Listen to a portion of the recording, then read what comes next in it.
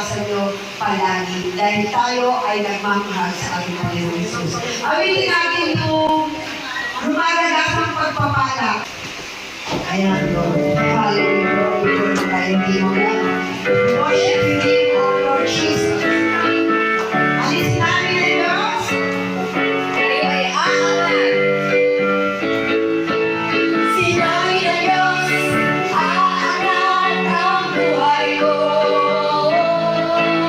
Sinabi ng Diyos, sasagana ang buhay ko. Kaya ako'y magsasaya. Pagka sinabi ng Diyos, ay sinabi na, di ko bibitawan lahat ng pangako niya. Rumaragas ang pagpapala, aking nararanasan.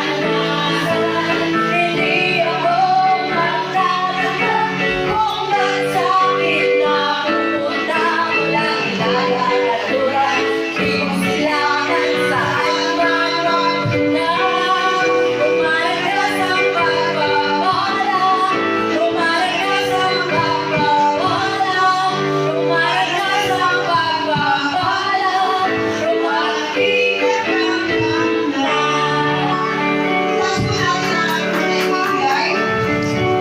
at papurihin ko ay ang Diyos ang magbabalik at magpapala sa bawat isa sa atin. Lord, tinataas ko ang aking ibibigay sa iyong tahanan. Lord, alam ko hindi mo ito kailangan. Ngunit dahil kami, Lord, ay sumusunod sa iyong utos o ayon sa iyong sinabi, Panginoon. Lord, ibigay mo si Sigigig at maapaw sa mga taong handang magbigay sa iyong gawain, O God. Turo, Lord, yung iyong sinabi. Kapag kanini tinanin sa iyong gawain, doble-doble at sobra-sobra pa ang ibabalik mo sa aming pamilya, O God.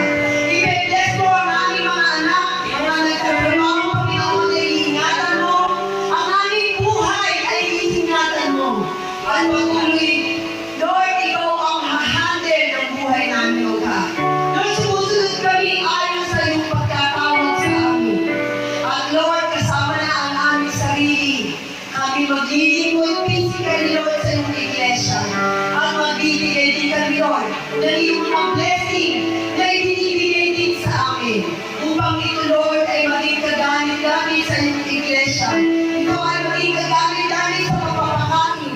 Maging kagamit-gamit sa mga nagkakasakit ng mga member na tutulungan. Maging kagamit-gamit ito sa paghakbang namin sa lahat ng mga Bible study, O God. Lord, ang lahat ng yaman ay sa iyo.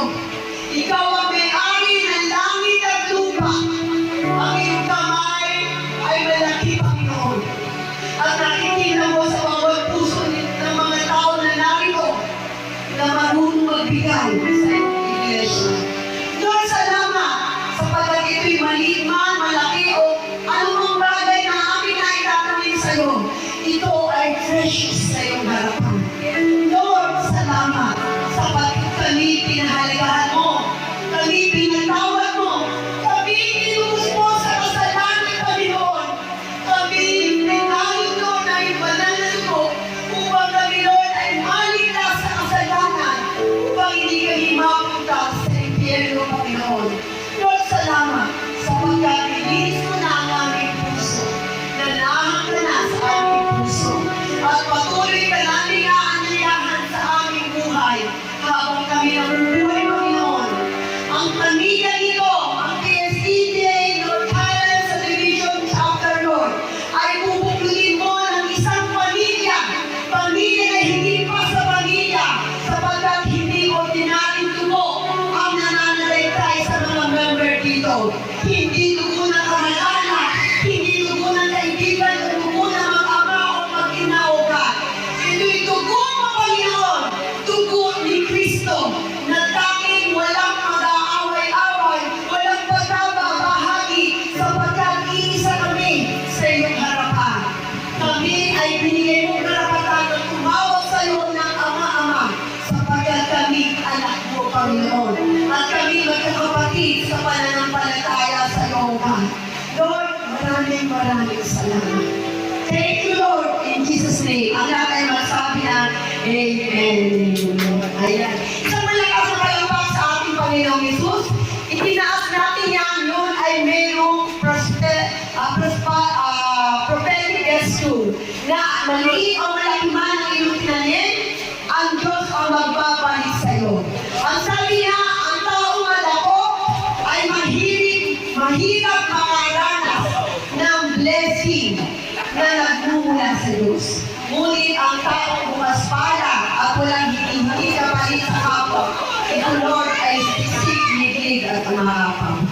Oh, hallelujah.